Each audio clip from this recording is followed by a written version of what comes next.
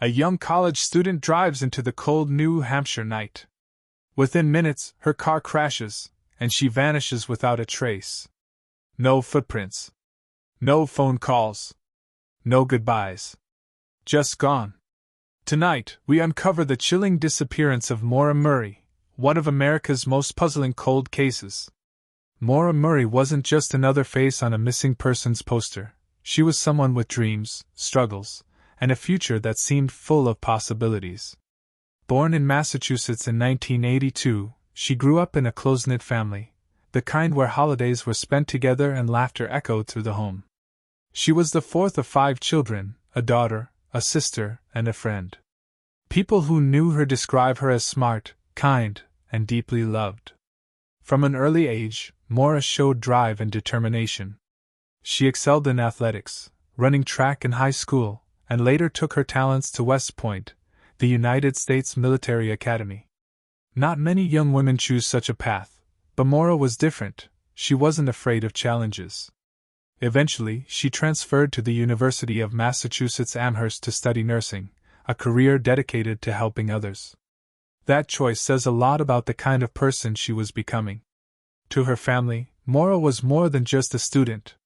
She was someone who called home often, someone who shared her successes and struggles. Her father, Fred Murray, always spoke with pride about his daughter's determination and intelligence. Her friends remember her as bubbly, caring, and loyal. If you picture a typical college student with hopes of building a meaningful life, that was Maura.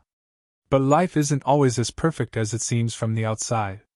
Behind her smile, Maura faced personal challenges that weighed heavily on her. Like many young adults, she struggled with the pressures of balancing school, relationships, and her own mental well-being. It's in this quiet, vulnerable side of her life that the seeds of mystery began to grow. When we talk about Maura, it's important to remember she wasn't just a case. She was a daughter, a sister, a young woman with a bright future who never imagined her story would become one of America's most haunting unsolved mysteries. And that's why her disappearance still hits so deeply today, because it reminds us that behind every headline, there's a human being who mattered. On the morning of February 9, 2004, Maura sat down at her computer and typed out a simple email to her professors. In it, she claimed there had been a death in the family, and that she would be away from class for a week. To anyone reading it, it looked like a respectful, responsible message, something any student would write in the face of tragedy. But here's the truth: there was no death in her family. Not that week, not even close. This single email is where the mystery of Maura's final days truly begins. Why would a young woman who was known for being smart and careful make up such a serious lie? Was she buying herself time for something she didn't want others to know? Or was she covering for a secret plan she had been making quietly, away from the people who loved her most? For her family, this detail is haunting. Imagine being a parent, a sibling, or a best friend, and later discovering that Maura, who seemed open and honest, crafted an excuse out of thin air. It forces you to ask questions no one can answer. Was she protecting herself from embarrassment? Was she hiding a personal crisis? Or did she intend to vanish all along? The words in that email have been dissected by countless investigators, journalists, and online true crime communities. Every word has been examined for clues, as though her intentions could be uncovered in the way she phrased a sentence, or the way she signed her name. But the truth is, Maura left behind no explanation. Just that chilling falsehood that points to a young woman preparing for something. That email wasn't just a message, it was a signal. It marked the start of the last hours we know about Maura Murray. Hours that would take her far away from campus, far away from safety, and eventually, straight into a mystery that America is still trying to solve nearly 2 decades later.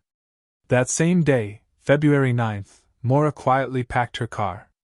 This wasn't just a quick overnight bag, it looked like she was preparing for something more. She brought along clothes, toiletries, and even textbooks. It was a strange mix of items, almost as if she couldn't decide whether she was planning a short trip or leaving for something much bigger. At an ATM, Maura withdrew $280 in cash.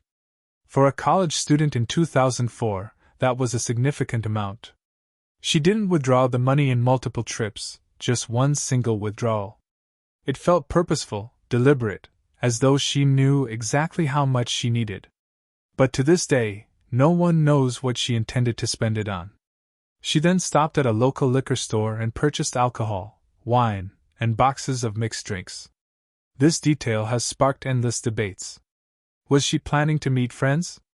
Was it meant for her alone? Or was she preparing for an escape, stocking up for nights she expected to spend isolated? Her actions that afternoon painted a picture of someone who had a plan, even if no one around her knew what it was. Yet strangely, she never told her father, her sister, or her closest friends where she was going. It wasn't just a road trip, it was a secret journey. By evening, Maura had packed her car and pointed it north, away from her college campus and into the snowy roads of New England. No goodbye calls, no explanations, just the quiet hum of her car engine carrying her further into mystery. As the night of February 9th grew colder, Maura drove deep into the winding, rural roads of northern New Hampshire. By 7:30 p.m., she found herself along Route 112, a dark stretch with little traffic and heavy snow piled high along the shoulders. It was the kind of road where, if something went wrong, help could be hours away. That's when it happened. Maura's car veered off the road and crashed into a snowbank. The front end was damaged, the airbags deployed, but the vehicle wasn't destroyed. She could have walked away with little to no injuries. But the crash itself would soon set into motion a sequence of events no one could ever explain. A passing school bus driver noticed her car and stopped to check if she was all right. He later recalled that Maura looked shaken but not hurt. He offered to call for help, but Maura insisted she had already contacted AAA. That, however, was not true. Phone records later proved no such call was ever made. Why lie? Was she panicking? Hiding something? Or afraid of the police showing up? The bus driver eventually left after Maura reassured him she was fine. He later said she didn't seem drunk, just anxious and determined to handle things herself. But this was the last time anyone admitted to seeing Maura alive. Minutes later, police arrived at the crash scene. They found her car locked, the airbags deflated, and alcohol inside. But Maura? She was gone. No sign of her in the woods. No footprints trailing off into the snow. Just silence on a freezing night. The window of Maura's disappearance is one of the most chilling aspects of this entire case. We're talking about a matter of minutes, between the bus driver leaving and the police arriving. That tiny gap in time is all it took for a 21-year-old college student to vanish without a trace. The officers who arrived at the scene expected to find Maura nearby, maybe walking along the road or seeking shelter in a nearby house. But instead, there was nothing. Her car was locked. The heater was still warm. The airbags had gone off. Her belongings, including alcohol and maps, were still inside. It looked like she had simply stepped away, but she didn't return. What's even stranger is the lack of physical evidence. There were no footprints leading into the woods, no tracks in the snow suggesting she had run or stumbled away from the crash site. The ground was clear enough that footprints would have been obvious. And yet nothing. It was as though Maura had been plucked right off the roadside. Some believe she willingly got into another vehicle, perhaps someone she knew, or maybe a stranger who offered help. Others think she may have fled the scene to avoid getting into trouble for drinking and driving, only to meet danger along the way. But every theory circles back to that haunting question: how could she vanish so completely, so quickly? This short window of time has puzzled investigators and armchair detectives for nearly 2 decades. It's the kind of gap that doesn't make sense in real life, unless something extraordinary, or terrifying, happened to Maura in those few minutes of silence on Route 112. In the hours after Maura vanished, the search began small, but it quickly grew into one of the largest efforts in New Hampshire's history. At first, local police canvassed the area, knocking on doors, shining flashlights into the woods, and calling out her name. But when she didn't appear, the urgency escalated. Soon, helicopters circled overhead, their powerful spotlights sweeping across the dark trees and frozen ground. Search dogs were brought in, trained to pick up even the faintest human scent. For a brief moment, hope surged when the dogs caught Maura's trail near the crash site. But then, just a few hundred feet down the road, the scent stopped cold, as if she had simply disappeared into thin air. That sudden end to the trail has fueled one of the most debated theories in the case, that Maura accepted a ride from another vehicle. Some imagine a good Samaritan offering help, while others fear it was someone with darker intentions. Either way, the trail of her movements ended abruptly, and investigators were left with more questions than answers. Volunteers poured in to help. Friends, family, and complete strangers combed the woods, rivers, and abandoned buildings nearby. Every inch of ground seemed to be searched, every lead followed. Yet, despite the manpower, technology, and urgency, there was no trace of Maura. It was as though she had been erased from the landscape. For her family, watching the search unfold was heartbreaking. Each helicopter pass and each sweep of the dogs carried a flicker of hope, but hope faded quickly as day after day brought no results. And the chilling reality set in: Maura was gone, and no one knew where or why. For Maura's family, the days after her disappearance were like living inside a nightmare that never ended. Her father, Fred Murray, drove to New Hampshire immediately, desperate to help in the search. He walked through snow-covered woods, knocked on strangers' doors, and begged authorities to expand their efforts. To him, this wasn't just a missing person case, it was his daughter, his little girl, gone without explanation. Fred became the face of the family's anguish.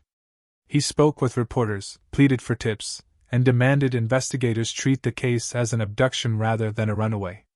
In every interview, his voice carried the weight of heartbreak, but also determination. He refused to let Maura's name fade from the headlines, knowing that silence was the enemy when it came to finding answers. Her siblings were equally devastated. Imagine losing not just a sister, but also the sense of normalcy in your family. Birthdays, holidays, and even ordinary conversations were forever changed by the empty space Maura left behind. Every time the phone rang, there was a flicker of hope that it might be her. But hope turned to silence, again and again.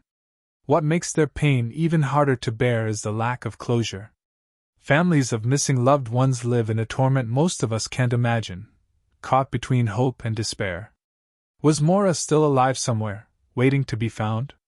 Or had something terrible happened the moment she stepped away from her crashed car? That uncertainty gnawed at them every single day. Even after nearly 2 decades, Fred Murray still refuses to give up. His fight has become a symbol of a parent's love and persistence. He has said many times that he will never stop searching for the truth about what happened to Maura.